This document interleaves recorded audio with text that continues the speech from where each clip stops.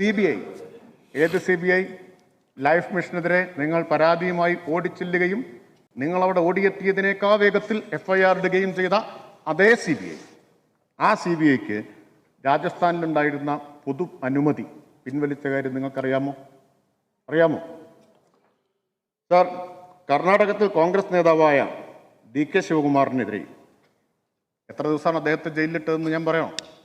CBI, ED എല്ലാവരും ഉണ്ടായിരുന്നില്ലേ?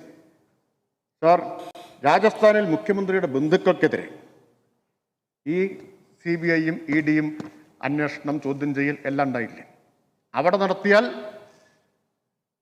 മോശം, ഇവിടെ നടത്തിയാൽ കേമം. സോഷ്യൽ മീഡിയ ഭാഷ ഞാൻ ഉപയോഗിക്കുന്നില്ല. അവിടെ നടത്തിയാൽ മോശം, ഇവിടെ നടത്തിയാൽ കേമം. ഇതാണ് നിങ്ങളുടെ ഇരട്ടത്താപ്പ്. നിങ്ങൾക്ക് വാളയാർ വരെ ഒരു നിലപാടും വാളയാറിനപ്പുറം വേറൊരു നിലപാടുമാണ്. റായ്പൂരിൽ AICC സമ്മേളനത്തിൽ പ്ലീനറിയിൽ പോയി ഈ രാഷ്ട്രീയ പ്രമേയം കൈയടിച്ച് അംഗീകരിച്ച് അവിടെ എഴുതി വെച്ചതിൻ്റെ മഷി ഉണങ്ങുന്നതിന് മുമ്പല്ലേ നിങ്ങളിവിടെ EDക്ക് വേണ്ടി വാദിച്ചുകൊണ്ടിരിക്കുന്നത്?